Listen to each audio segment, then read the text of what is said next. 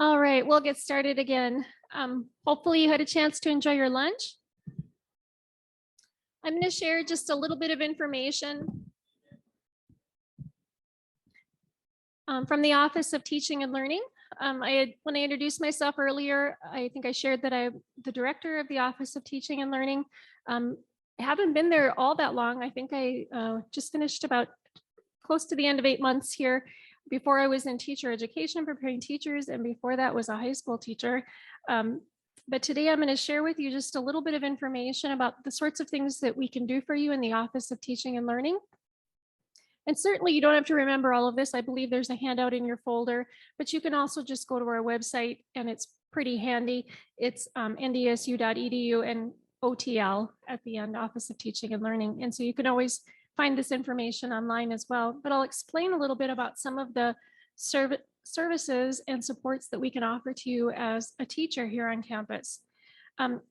One thing that you may be interested in fact, we have quite a few graduate assistants that go through this program, is the college teaching certificate. And I'm going to tell you a little bit about that. We have free use for you of our group decision center. We have instructional coaching, peer teaching partnership, and we also have some resources. And I'm just going to walk through each, just spending a little bit of time on each. And certainly you can contact me to learn more or go to our website for more information as well. The college teaching certificate is a certificate that you can add to your degree plan. It is 9 credits, and you take a class from our foundation section, which is usually around strategies for teaching and assessment. And then there are some elective classes you can pick from, and those help you to kind of customize into the area that you're interested in, if you're in STEM or social sciences, etc. And I know Dr. Platt presented earlier, and there is a class over in the communications department that you could take. There are lots of classes over in the School of Ed and different departments that can be part of your program.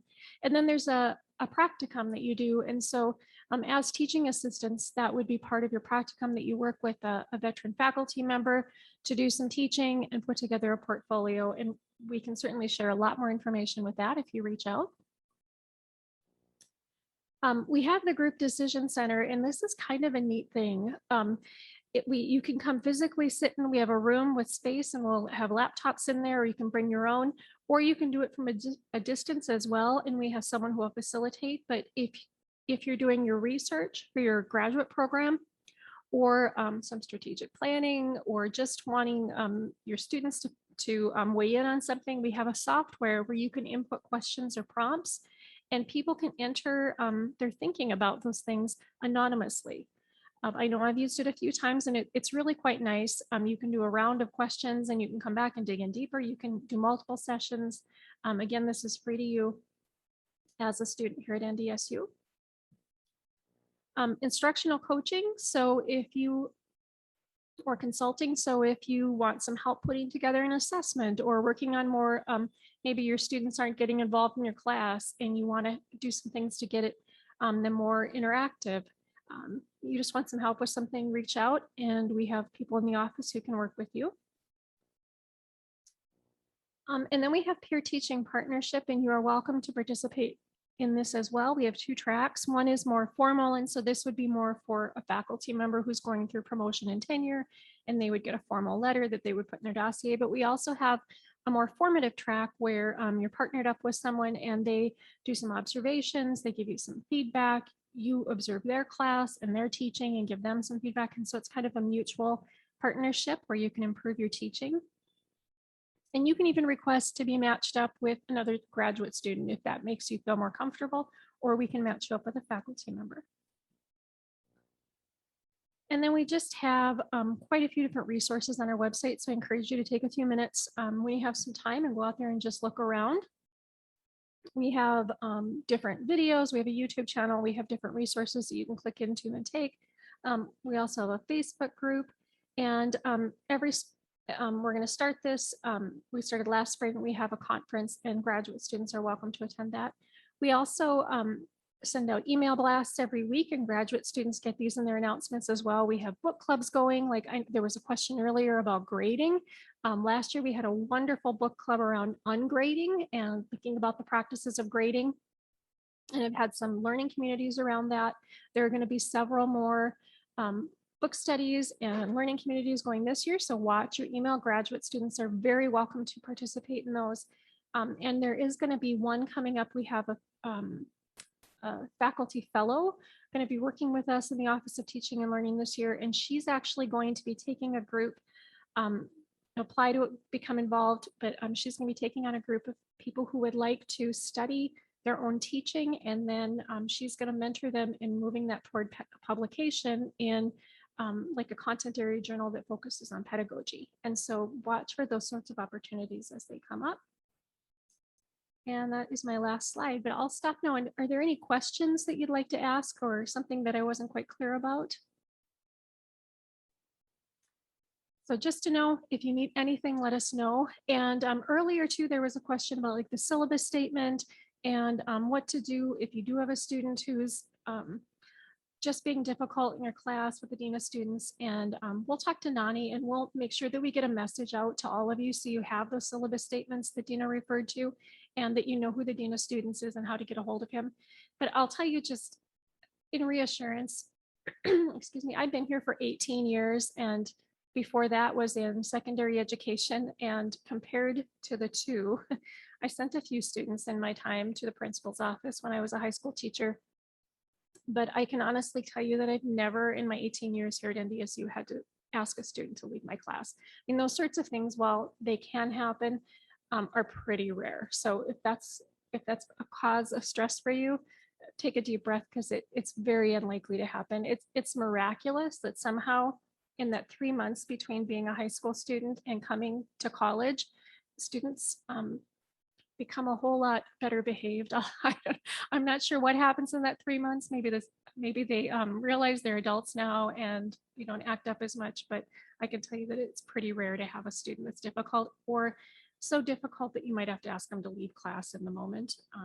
Certainly I've had to talk to students before if they were a bit aggressive or combative in the classroom, but nothing you can't handle behind the scenes. And I'll just tell you too, that if you have a student like that and you just want someone to talk to, I've been doing this for 30 years. Just give me a call, write me an email, come stop at my office. I would be happy to help you brainstorm how to phrase it and how to have that conversation with that student. I've done it a few times and I can definitely help walk you through it if you need some help. All right, well, we have next up, we have Shar from IT from the Learning and Applied Innovation Center. Well, welcome everybody. My name is Charlie Kurtz. I am the Learning and Applied Innovation Assistant Manager of the Lake. So if you want to come to the Lake, please stop by and visit. I'm not gonna pull up our website because I believe you guys all got a handout of our services. So I'll just briefly go over those. We are located in QBB 150. Does everybody know where the help desk is? Pretty easy if you do. We're right next to the help desk. And our new space is new this year. We've kind of combined our student services with our faculty and staff support. So at the Lake, you can get project assistance. So if you have students that might be working on a podcast or you want them to do a video, they can come in and we'll help them with the technology, our students will. We also have a multimedia area, which is our media studio. So if students want to go in and they want to do a professional video or make a nice audio recording for a podcast, we also have the Whisper Room. We also have instructional design support. I don't know if that might be a new term for you guys, but we have a team of 5 that can meet with you and help to incorporate technology into your course. So if you have an assignment and you're really not sure if Blackboard's the way to go or Usia or Zoom, one of the instructional designers can help you with that. We also have all of our support documents. So the how-tos, how to log into Blackboard, how to claim your course, how to do grades, all of that is out on the LAIC site in our knowledge base. So just KB, if you Google that or search that in the NDSU search button and just say like how to log into Blackboard or KB, you'll find all the how-to documents to help you out with that. We do provide technology workshops. We do offer teaching workshops for faculty, and of course you guys are invited. We do anything from certain assessments to how to use USIA, proctoring exams. So if you go out to our website and look at the training workshops, we try to get them out a month in advance. So all of our workshops are out there for the month of August. A lot of it's the start of the semester. So, you know, how to doing a welcome video in your course, or how to add content, syllabi. And then as the semester moves on, we'll move into like assessments and grading. So you guys are welcome to sign up for the workshops.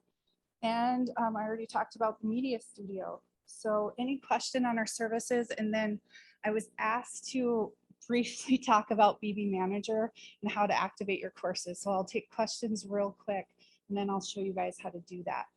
So any question about our services?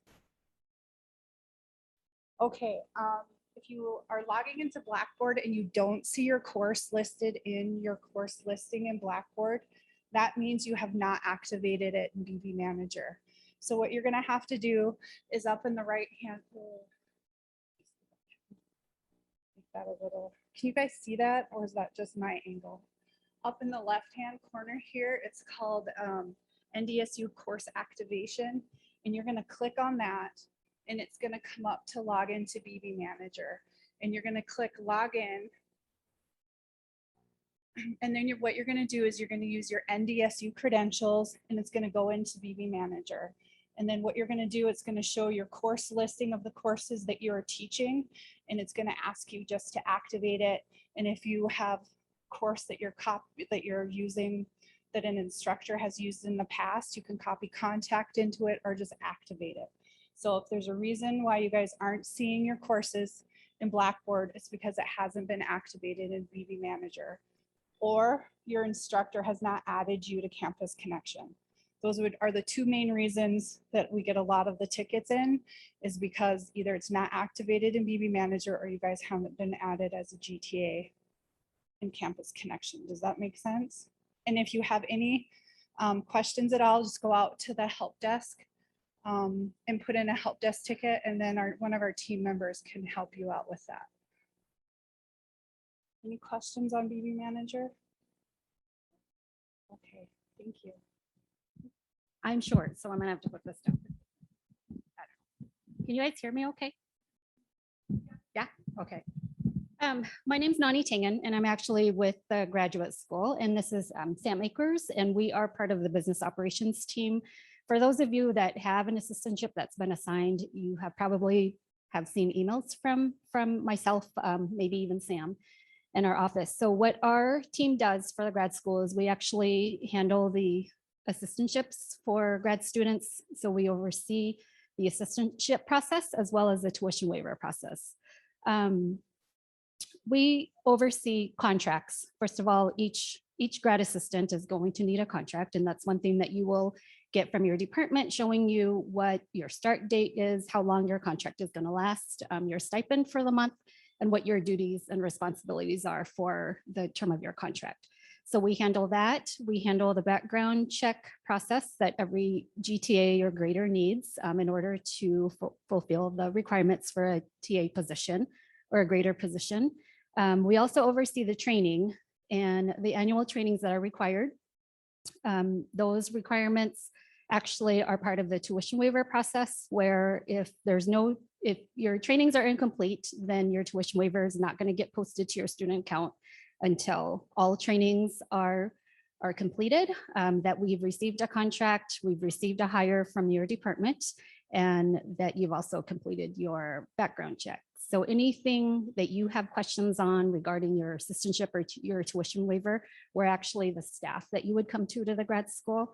You can come and visit us in our office in Putnam Hall 106, or send us an email, and all of our emails are provided on our website, and we're kind of breaking down by colleges. So Sam, for example, handles ag, engineering, and science and math. So she would be the contact. She also oversees the lab and chemical safety training, which there's a refresher course that you have to take each semester that's required. And then it's an annual training, or actually every 3 years.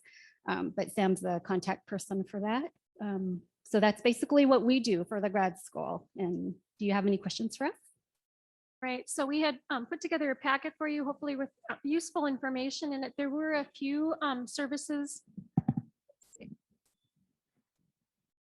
were a few services on campus that weren't able to get us some materials, but there are things that I want to make you aware of, not only for your own resource, but also for your students now that you're going to be instructing and helping in classes. We do a tutoring on campus available to students. It's called ACE Tutoring. And one thing you might notice, and you may remember this from being an undergrad student, is that a lot of times students are reluctant to go to tutoring. And through my years being here at NDSU, I did have the opportunity to meet with both parents and their children. And the one thing I would always stress is that tutoring is not for like the dumb kids, and I think that's what they kind of have in their mind, that if I go for tutoring, it's because I'm not smart enough. And so I would always stress that tutoring is actually the smart kids are the ones that go because they want someone to work with. They want someone to kind of keep them accountable. I know I have 3 kids. My boys went to college here, and my oldest son was a math major, and he went for tutoring all the time, but it's because they made him put his phone away when he was in there. And so he was smart enough, thank goodness, after his freshman year to go to the tutoring. He put his phone away, and he had time every day that he dedicated to his homework. And like someone had recommended earlier, he had a study group. And so if you can make those sorts of recommendations to the students that you work with, I think it will be good for them and for you as their teacher. Disability services is another thing that I want you to be aware of. When I was a high school teacher, there were students that were that were served through special education services, and it was, I think, easier then because the parents were involved. It was a automatic. It was, very well done. We had, because they were minors, they kind of had to go along with it, But when you get to college, it's up to the students to advocate for themselves. And there are a lot of students that when they come to college, they think, you know what, I'm leaving that behind. I don't need those special services anymore. I'm just going to figure this out. Or they're embarrassed, or they don't want people to know that when they were in high school, they may have been served through a special education program. And I've talked to a lot of students that when they get here and they start to sink and things aren't going well, and I tell them, you need to go over and be an advocate for yourself now. The parents don't do it anymore. Because they're 18, their parents actually don't even have access to their records unless the child gives them permission to. And so sometimes if you see a student that's struggling, it may be because they were getting some services in high school that they're no longer taking advantage of. But we have them in college, and we have a disability service center for those students, but they need to be the ones to take the step. And so sometimes they may just need a little bit of encouragement and to know where to go and who to talk to, and you can help them with that. I would also tell you that the writing center, some of you are going to be teaching in classes where writing is an important part, and you can recommend to your students that they think about the writing center sooner than later. Getting help with formatting and having someone to kind of bounce ideas off of, help them not to plagiarize, those sorts of things that can get them in trouble. And there's also a graduate version of our writing center for you all, and they are a great resource. And then finally, Charlie was just up here, but IT offers all sorts of support and help as well. So these are more things that are for your students, but you should be aware of, because you may need to be the one to encourage students to go for that help. The other thing I would tell you is if a student's meeting with you and they're struggling, and maybe they weren't served by any sort of special education when they were in high school. It's happened a few times that I've been helping students and found out that somehow they were able to make it through high school, but they have an undiagnosed disability and need some help figuring out, now how do I get it diagnosed so that I can receive special services. And so recommending them over to disability services just to talk to somebody and figure out that process, it can be helpful as well. Because sometimes kids have great coping mechanisms and they work to a certain extent, but when you get to college, it's just a lot harder. And so what worked in high school and got them by in high school is no longer adequate, and they need some of those special services and support.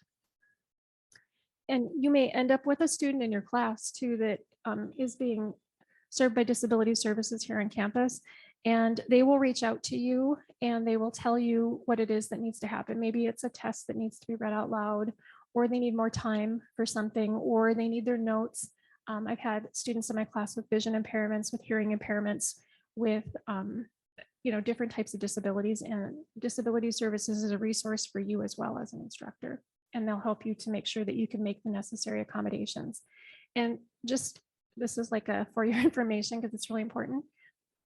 It's a legal thing. And so if a student is being served by disability services, it's actually against, like it's illegal not to give them the services that they are entitled to. And so you need to make sure you don't just blow it off. And I know you won't, but I mean, don't, because you think, I don't know if I can do that. I don't really know what this means.